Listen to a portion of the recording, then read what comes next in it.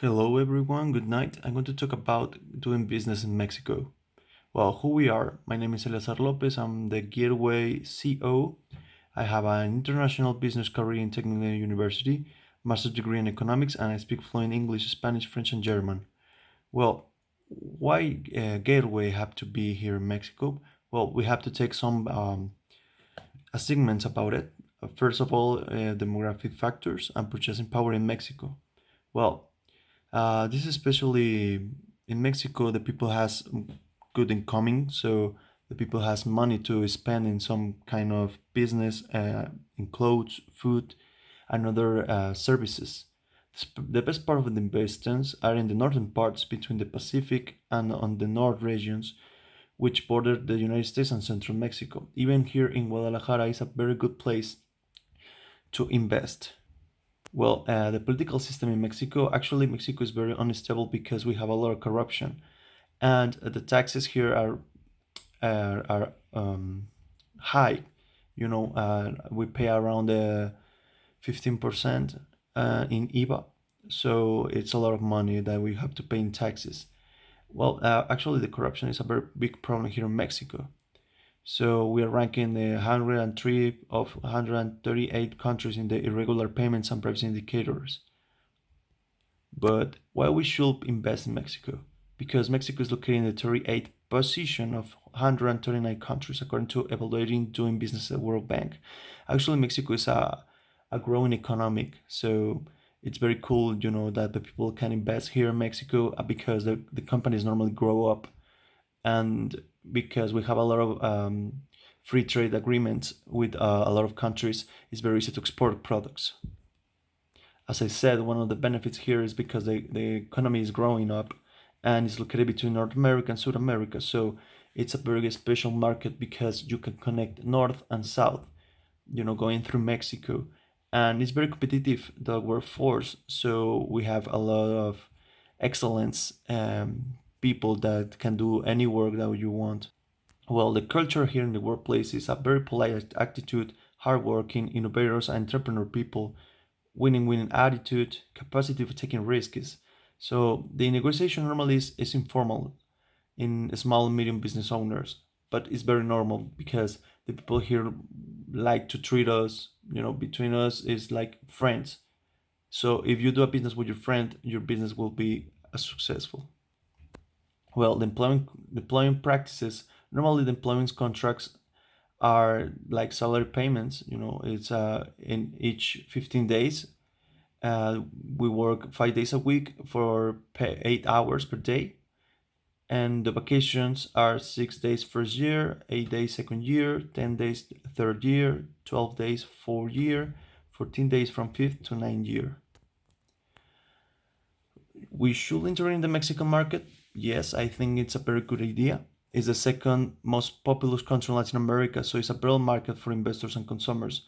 It's a growing economy and it's a big market to explore. It's one of the biggest economies in the world, and the workforce is cheap. So I think it's a very good opportunity to do it. I think Mexico is a very good country, and because it's growing up, it can be reflection. Like if works here in Mexico, it can works in other country. Well, what we should get inside here in Mexico. Well, the franchise is the best entry mode because administrative control and evaluation systems are the most easy way, and access to economy of scale, increasing personal prestige by getting involved in a business network, training and support, exclusivity zone, and access to experience and technology. Here in Mexico, it's very easy to open a franchise, or open a company.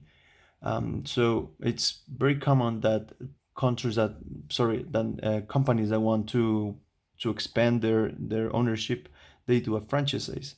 So it's more easy and it's more cheaper. Well, now we're going to talk about the expansion, the Mexican expansion. So I want to talk about Cuarto de Kilo because I think it's a very good business in the food part. Well, the introduction, in order to help you identify the best way to expand your business, I'll show different aspects for you to understand better what you need to do. Also, we will check demographics and purchasing power, political, economics, and legal system in United States because the target market. So foreign direct investments, our country's culture in workplace, and other things. Well, first of all, we're going to talk about the matrix, demographic factors, and purchasing power in California. If you can say California is the second best state in the United States for incoming. So it's around $15 around the payment per hour. So it's very high. But what this means, it means that people has more money to spend. So if we put our franchise in California, the people can spend the money.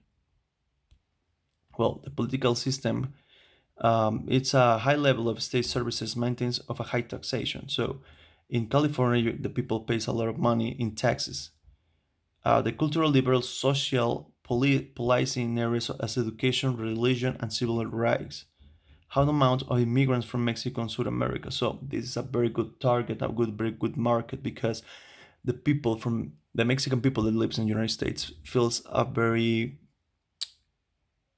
they feel very common their or miss their country. So if a Mexican company goes there, the people will approach them and will buy the service. Well, California produces the major share of U.S. domestic wine. It's a very good point, you know.